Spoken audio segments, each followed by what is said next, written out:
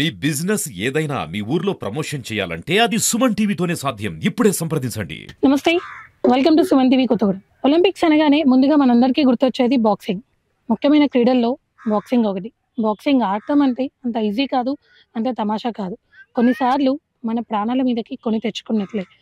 Boxing ఆడటం అంటే ప్రత్యర్థి బాడీ మూమెంట్స్ని అబ్జర్వ్ చేస్తూ కొత్త కొత్త మెలకువలతో పవర్ పంచ్ ఇస్తూ ప్రత్యర్థిని నాకౌట్ చేయడమే బాక్సింగ్. మరి బాక్సింగ్ ఆడాలి అంటే బ్రెయిన్తో పాటు గుండె ధైర్యం కూడా చాలా ఉండాలి. ఇలాంటి బాక్సింగ్ ఉమ్మడి ఖమ్మం జిల్లాలలో కనుమరుగవుతున్న క్రమంలో తనకి ఎవరు సపోర్ట్ లేకున్నా బాక్సింగే తన ఆయుధంగా, బాక్సింగే తన ప్రాణంగా, బాక్సింగ్ అంటే ఒక గేమ్ కాదు, ఒక ఎమోషన్ అంటూ బాక్సింగ్లో రాణిస్తూ ఎంతో మందికి ఫ్రీ కోచింగ్ ఇస్తూ బాక్సింగ్ అనే ఫ్యాషన్లో ముందుకు వెళ్తున్నారు ఆ బాక్సర్. అతను పంచ విసిరితే కళ్ళు బయలు కమ్మాల్సిందే, కిక్ కొడితే నేల కొరగాల్సిందే.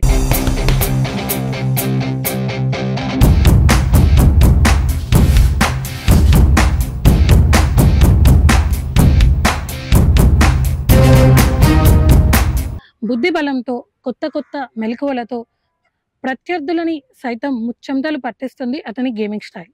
పుట్టింది మధ్యతరగతి కుటుంబమే అయినా కూడా బాక్సింగ్ మీద ఇంట్రెస్ట్తో, బాక్సింగ్ అంటే ఇష్టంతో, బాక్సింగ్లో రాణిస్తూ స్టేట్ లెవెల్, నేషనల్ లెవెల్లో ఎన్నో టోర్నమెంట్స్లో పార్టిసిపేట్ చేసి ఎన్నో మెడల్స్ని తీసుకొచ్చి ఇటు తన కెరియర్ని సెట్ చేసుకుంటూ ఎంతోమంది బాక్సర్లని తయారు చేస్తూ అటు తల్లిదండ్రులకు కూడా ఆసరాగా ఉంటూ జీవనాధారం కోసమై కొబ్బరి బోండాలను విక్రయిస్తూ ఉంటారు ఆ వ్యక్తి.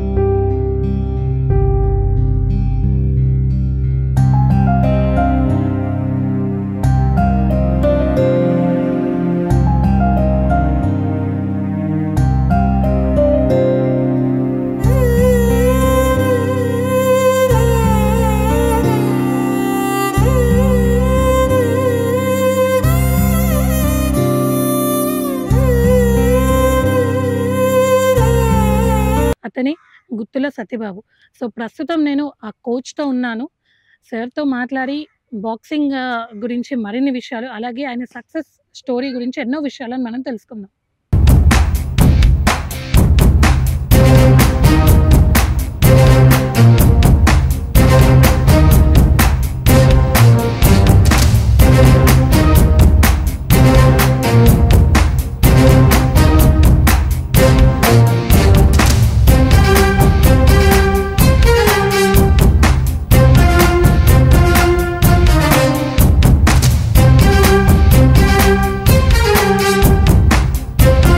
నేను కోచ్ సత్యబాబు గారితో ఉన్నాను. సో వారితో మాట్లాడి మరిన్ని విషయాలను మనం తెలుసుకుందాం. సో నమస్తే.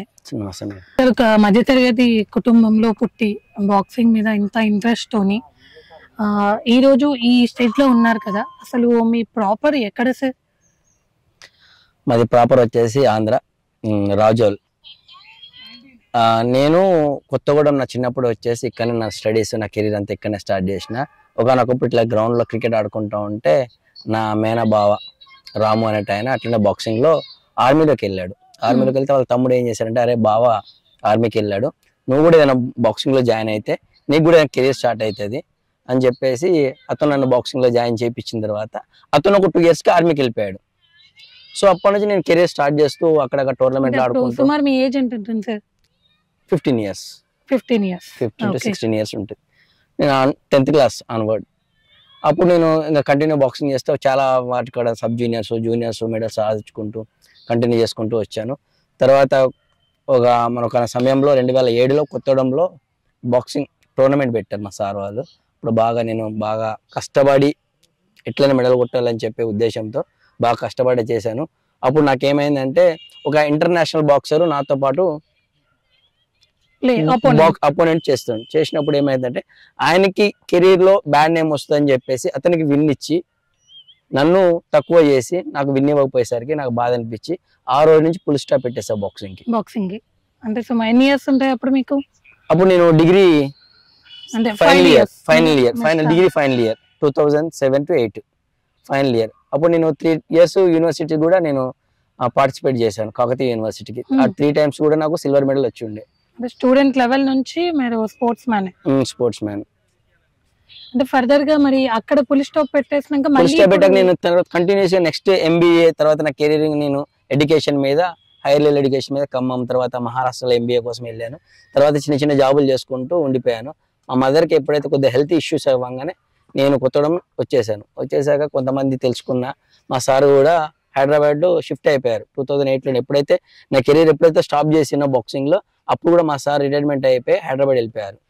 వెళ్ళిపోయిన తర్వాత సార్ కూడా కొన్ని రోజుల తర్వాత వచ్చినాక ఇక్కడ ఎవరు బాక్సింగ్ నేర్పించట్లేదు, నువ్వు నేర్పిస్తావా, నువ్వు కోచ్గా ఉంటావని మా సారే నన్ను సింగరేణిలో సమ్మర్ క్యాంప్కి స్టార్ట్ చేసాం 2013.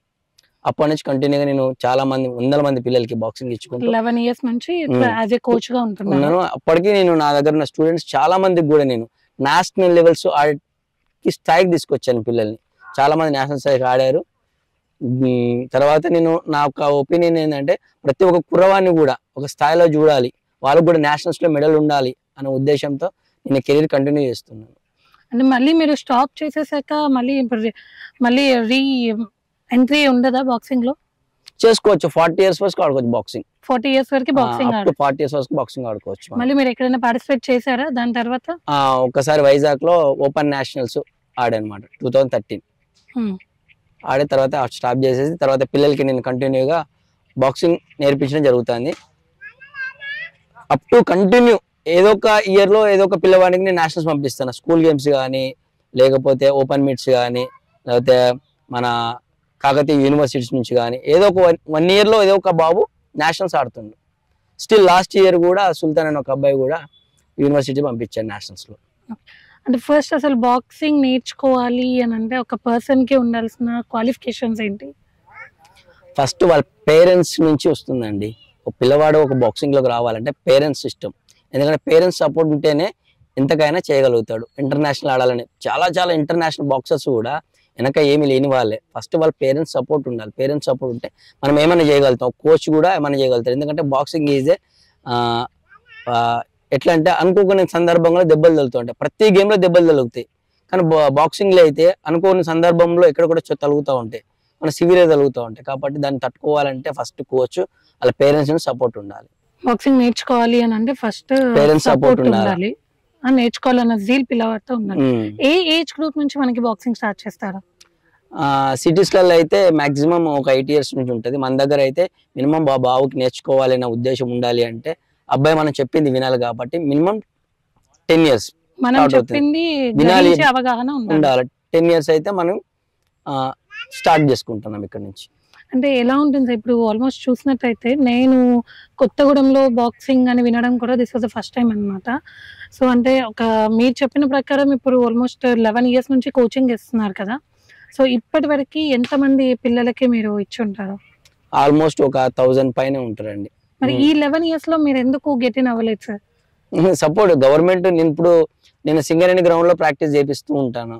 అక్కడ కూడా ఎవరు పెద్దగా పట్టించుకున్న వాళ్ళు లేరు. నేను కూడా ఎవరిని దగ్గర సపోర్ట్ చేయలేదు, ఎందుకంటే మాకు బిజినెస్ ఉన్నది. పిల్లలు వస్తారు, ప్రాక్టీస్ చేస్తారు, వెళ్ళిపోతారు. నేను నేషనల్ స్టేట్ మీట్ తీసుకుపోతాను, ఆడిపిస్తాను, తీసుకుని వస్తాను, వెళ్ళిపోతాను. ఏదైనా స్కూల్ గేమ్స్ లో కూడా ఒక నాతో పాటు స్కూల్ గేమ్ పిల్లల్ని కూడా నేనే తీసుకెళ్ళి నేనే క్యారీ చేసుకుని వచ్చేవాడిని. యాక్చువల్లీ స్కూల్ గేమ్స్ లో ఏదైనా జరిగితే స్కూల్ తరపున లేకపోతే గవర్నమెంట్ తరపున నాకు ఒక ఎస్కాట్ ఇవ్వాలి. అది కూడా వాళ్ళు ఇవ్వరు, వాళ్ళకి సంబంధం లేదు. స్కూల్ వాళ్ళు అంటే మనకి ఏదైతే డిస్ట్రిక్ట్ మీట్ జరుగుతుందో డిస్ట్రిక్ట్ నుంచి మనకి ఒక ఎస్కాట్ ఇవ్వాలి పిల్లలతో తోడు. అది కూడా ఇవ్వరు మనకి ఇక్కడ. నేనే అంటే యాజ్ అ కోచ్ గా నా దగ్గర పిల్లలు నా దగ్గర ప్రాక్టీస్ చేస్తారు కాబట్టి యాజ్ అ నా స్టూడెంట్స్ కింద నేనే వాళ్ళని గైడ్ చేసి తీసుకొస్తూ ఉంటా. ఏ టోర్నమెంట్ కైనా కూడా నేనే వాళ్ళకి సపోర్ట్గా ఉంటా. వాళ్ళ పేరెంట్స్కి నేను బాధ్యతగా నేను రెస్పాన్సిబిలిటీగా వాళ్ళకి నేను చెప్తా ఉంటాను అనమాట. నేను తీసుకెళ్తే నేను తీసుకొస్తానని. మీరు ఇప్పుడు చూసినట్టు ఏ సపోర్ట్ లేదు, మీరు మాత్రమే కోచింగ్ ఇస్తున్నారు పిల్లలకి అని చెప్పారు కదా. MBA చేశారు, మళ్ళీ మీరు చూసినట్టయితే కూడా ఇక్కడ ఎటువంటి జాబ్ పర్పస్ లో కాకుండా జస్ట్ ఒక జ్యూస్ పాయింట్ పెట్టుకున్నారు కదా. సో ఎందుకు కనీసం అటువైపు మీరు ఎందుకు వెళ్ళలేదు? MBA చదివి నేను ఆల్రెడీ MBA చదివిన తర్వాత ఒక 1 year నేను ఒక ప్రైవేట్ కంపెనీలో జాబ్ చేశాను. అది ఒక చార్టెడ్ అకౌంట్ కింద 1 year చేశాను. చేసిన తర్వాత అప్పుడు తెలంగాణ మనకి కొంచెం ఇది ఉన్న తెలంగాణ ఆంధ్ర సపరేట్ అయితే ఆ విషయంలో ఏమైతుందంటే DSC పడతాయి అని చెప్పేసి జాబ్ కోసం అప్పుడు మళ్ళీ ఏం చేశానంటే నేను BPD చేశాను, బ్యాచిలర్ ఫిజికల్ ఎడ్యుకేషన్. ఎందుకంటే అలానే స్పోర్ట్సే కాబట్టి దాని మీద అవగాహన ఉంటుంది, జాబ్ వస్తే తొందరగా మన తెలంగాణ వచ్చింది కాబట్టి అనే ఉద్దేశంతో నేను BPD చేశాను. BPD చేసి వచ్చి నాకేమైందంటే తెలంగాణ సపరేట్ అయింది, తర్వాత గవర్నమెంట్ ఫామ్ అయింది. ఆ DSC నోటిఫికేషన్ గురించి ఏం లేదు. వీళ్ళు కంటిన్యూ ఇక్కడ లోకల్లో వచ్చేసిన తర్వాత నేను మా ఫాదర్కి నేను సపోర్ట్గా ఉంటూ జ్యూస్ పాయింట్ కొబ్బరి బొండాలు చేసుకుంటూ నేను కంటిన్యూ చేసిన. అప్పటి నుంచి ఇప్పటి వరకు స్టిల్ డిఎస్సి రీసెంట్గా పడ్డది, ఏజ్ కూడా అయిపోయింది నా క్వాలిఫికేషన్ ఏజ్. సో దాన్ని బట్టి నేను ఇక జాబ్ చేసే నాకు అంటే గవర్నమెంట్ వాళ్ళ నోటిఫికేషన్స్ సఫర్ అయినా వాళ్ళ నోటిఫికేషన్ కూడా ఏమి ఇవ్వలే మనకి. సో దాని ద్వారా నేను ప్రైవేట్ జాబ్ చేయదలుచుకోవాలి, చేస్తే గవర్నమెంట్ జాబ్ చేద్దాం లేదు అనుకుని వదిలేసాను. ఇంకా మా ఫాదర్ వాళ్ళకి కూడా ఇంకెవరు సపోర్ట్ లేరు, నేను యాజ్ ఏ వన్ సింగిల్ బాయ్ని. సో ఇక వాళ్ళకి నేను తోడుగా ఉంటూ బిజినెస్ లో సపోర్ట్గా ఉంటున్నా వాళ్ళకి. ఓకే సార్, అంటే ఓవరాల్ కొత్తగూడెం మొత్తంలో మీరు ఒక్కరే బయటకు వచ్చేసి మీ గురువు గారి మాట ప్రకారం కోచింగ్ ఇస్తున్నారు కదా, సో ఇక్కడ సపోర్ట్ ఎలా ఉంటుంది సార్ మీకు?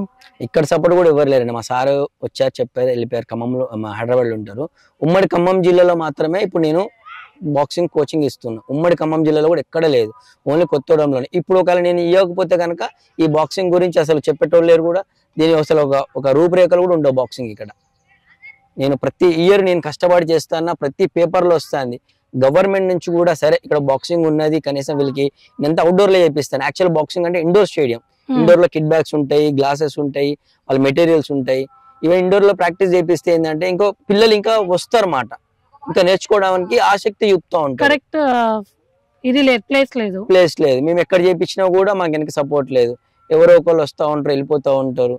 ఇక్కడ పెద్ద ఏం లేదు ఇక్కడ వీళ్ళ దగ్గర. ఒక కిట్ బ్యాగ్ తగిలించుకోవడానికి కూడా మనకి ఇక్కడ సరైన సపోర్ట్ లేదు. మీరు ఈ పర్పస్ లో గవర్నమెంట్ ని కలిసారా? రీసెంట్ గా కూననేని సాంబశివరావు గారు మన ఎమ్మెల్యే అయ్యారు. అయితే ఆ సార్తో పాటు ఇంకా షాబీర్ పాషా గారు ఉంటారు. ఆ సార్ కూడా మొన్న రీసెంట్ గా కలవడం జరిగింది. ఆయన ఏమన్నారంటే, మీకు ఖచ్చితంగా బాక్సింగ్ కి షెడ్, దాని చుట్టూ ఫెన్సింగ్, మీకు ఏం కావాలో అవన్నీ రింగ్ కూడా మేము వేపిస్తామని చెప్పి ఒక మాట ఇచ్చారు. కాబట్టి మేము ఇంకా ఇక్కడ దీంట్లో ప్రాక్టీస్ చేపిద్దామని ఆలోచనలో ఉన్నాను నేను. సరే, ప్రాసెస్ లో ఉంది. అయితే ఒక విషయం నాకు తెలిసింది సార్, ఎవరు వచ్చినా కూడా మీరు ఫ్రీ కోచింగ్ ఇస్తారంట కదా, దాని వెనుక మోటో ఏం సార్? జనరల్ గా స్పోర్ట్స్ అంటే చాలా డబ్బులు ఖర్చు అయిపోతాయి, ఈ భావన చాలా మంది పేరెంట్స్ కి ఉంటది, చాలా వరకు అది నిజం కూడా. బట్ మీరు మాత్రం ఎందుకు ఫ్రీ కోచింగ్ ఇస్తున్నారు? విషయం ఏంటంటే మేడం, ఇక్కడ చాలా మంది పిల్లలు ఎక్కువ ఏంటంటే క్రికెట్, బాస్కెట్ బాల్, వాలీబాల్ కానీ కన్వర్ట్ అయిపోతారు. బాక్సింగ్ అంటే దెబ్బలు తగులుతూ అంటే ఫస్ట్ వాళ్ళు రావడం తక్కువ. ఇంకోటి ఏంటంటే పేరెంట్స్ సపోర్ట్ కూడా ఉండదు. మనం ఎప్పుడైతే ఫ్రీగా బాక్సింగ్ కోచింగ్ ఇవ్వడం స్టార్ట్ చేసామో, ఎవరో ఒకళ్ళు ఇద్దరు రావడము, అట్లా ఫ్రీ అందులోకి ఒకళ్ళు ఇద్దరు వస్తూ ఉంటారు అన్నమాట. అసలు అమౌంట్ పెడితే అసలు రారు. సో దాని కొరకు మనం ఫ్రీగా పెట్టి కంటిన్యూ చేస్తాను. పిల్లల్ని కూడా నేను ఏదైతే నేర్చుకున్నానో ఫ్రీగానే నేనైతే నేర్చుకున్నానో ఫ్రీగా, అది కూడా నలుగురికి అందిస్తే తర్వాత ఫ్యూచర్లో నా పేరు చెప్పుకుంటారు అనే ఆలోచనతో, నాకు కూడా ఒక నేమ్ ఉంటుంది బాక్సింగ్ అని చెప్పి ఉద్దేశంతో మనం ఫ్రీగా కోచింగ్ ఇస్తున్నాం ఇక్కడ. ఫస్ట్ ఇందాక మేము చెప్పినట్టు బాక్సింగ్ లో కావాలి అని అంటే 9-10 years పిల్లవారికి అవగాహన వచ్చే వరకు కావాలని అన్నారు కదా, అంటే దీంట్లో కూడా మనకి బాడీ ఫిట్నెస్ ఇంత ఉండాలి అని పిల్లలలో కూడా ఉంటుందా? అంటే ఇంత వెయిట్ ఉంటేనే టోర్నమెంట్స్ కి ఎలిజిబుల్ ఉంటారు ఈ ఏజ్ నుంచి ఈ ఏజ్ వరకు అని? యాక్చువల్లీ ఇక్కడ 3 groups ఉంటాయి madam. Sub junior, junior, seniors అని ఉంటాయి 3 groups. ఈ 3 groups లో సబ్ జూనియర్స్ వచ్చేసి 28 kgs తో స్టార్ట్ అవుతుంది వెయిట్ కేటగిరీతో. 28 to 30, 32, 32, 32, 45 అట్లా 50 kgs వరకు ఉంటుంది అనమాట సబ్ జూనియర్ వచ్చేసి. జూనియర్ స్టార్ట్ వచ్చేసి బిలో 44 తో స్టార్ట్ అవుతుంది. బిలో 44, 46, 48, 50 అట్లా జూనియర్ స్టార్ట్ అవుతుంది. సీనియర్ వచ్చేసి 48 తో స్టార్ట్ అవుతుంది. బిలో 48 to 50, 52, 53 అట్లా స్టార్ట్ అవుతుంది అనమాట సీనియర్స్ వచ్చేసి. ఇక్కడ 3 కేటగిరీలో కూడా మనము వాళ్ళ వెయిట్ కేటగిరీ నుంచి ఆడిపిస్తాం అంటాం. వాళ్ళకి బాడీ లాంగ్వేజ్ అంటే మనం ఇక్కడికి వచ్చినాక నేర్పిస్తాం అన్నమాట. ఎట్లా ఆడాలి, ఏంటిది, మీరు ఏమేమి ఫుడ్ తీసుకోవాలా, మీరు ఫుడ్ తీసుకోవడం వల్ల మీకు ఏమి ఎంత బెనిఫిట్స్ ఉంటాయి. మీరు బాక్సింగ్ చేయడం వల్ల ఏంటంటే ఓన్లీ ఫైటింగే కాదు, మీరు హెల్తీగా కూడా ఫిట్గా ఉంటారు. మీరు ఎక్కడైనా మైండ్ సెట్ కూడా చాలా పాజిటివ్నెస్ ఉంటుంది అన్నమాట. నెగిటివ్ కాకుండా, అందరితో గొడవలు పడాలనే ఉద్దేశం లేకుండా పాజిటివ్ గా అందరితో మంచిగా ఉండాలి. గొడవ కాబట్టి ఇక్కడ గొడవలు దెబ్బలు తగులుతాయి కదా మేడం. దెబ్బలు తగ్గడం వల్ల ఏమైతే మీకు అర్థమవుతుంది అన్నమాట. అంటే నాకు దెబ్బ తగులుతుంది, నేను ఎదుటి వారితో ఫైట్ చేస్తే వాడికి ఎంత తగులుతుంది అనే ఉద్దేశంతో ఏమైతే అంటే ఇక్కడ ఎవరితో గొడవలు పోరు. బాక్సింగ్ అనేది వేరే గేమ్స్ లలో ఉండొచ్చేమో కానీ బాక్సింగ్ లో అందరూ ఫ్రెండ్లీగానే ఉంటారు. ఎంతసేపు ఇక్కడ మనం ప్రాక్టీస్ చేసి కొట్టుకున్నా కూడా కొద్దిసేపటికి మళ్ళీ ఫ్రెండ్స్ అవుతారు వాళ్ళంతా. అదర్ స్పోర్ట్స్ లో లేనిది బాక్సింగ్ లో ఉంటుంది మేడం. ఇక్కడనే కాదు మేడం, వేరే స్టేట్ వాళ్ళు, వేరే డిస్ట్రిక్ట్ వాళ్ళు పోయి మనం ఎక్కడెక్కడో ఆడతాం. మన ప్రతిదీ అయినా సరే మనం కొట్లాడుతాం, అపోనెంట్ తో కొట్లాడతాం. బాక్సింగ్ ఫైట్ అయిపోయినా కిందకు వచ్చి వీళ్ళిద్దరు మాట్లాడుకుంటారు, ఫ్రెండ్లీగా మాట్లాడుకుంటారు, ఫ్రెండ్షిప్ చేసుకుంటారు, ఒకరికొకరు కాంటాక్ట్ నెంబర్ చేంజ్ చేసుకుంటారు. మళ్ళీ ఇక్కడ టోర్నమెంట్ అయితే మళ్ళీ కలుస్తూ ఉంటారు. మళ్ళీ వీళ్ళిద్దరికే పడ్డా కూడా మళ్ళీ సేమ్ రింగ్ పైన అపోనెంట్సే, మళ్ళీ కిందకు వచ్చిన ఫ్రెండ్సే.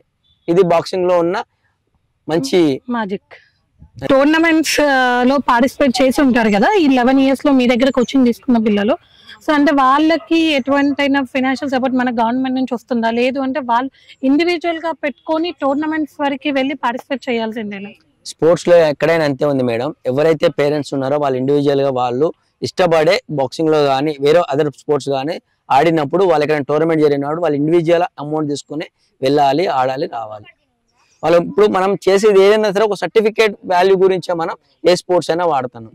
ఒక సర్టిఫికేట్ ఆఫ్ ప్రైజ్ గురించే మనం ఎక్కడికైనా ఎంత దూరం అయినా వెళ్తున్నాం, ఎంత దూరం నుంచి అయినా మనం ప్రైజ్ కొట్టుకుని వస్తాను.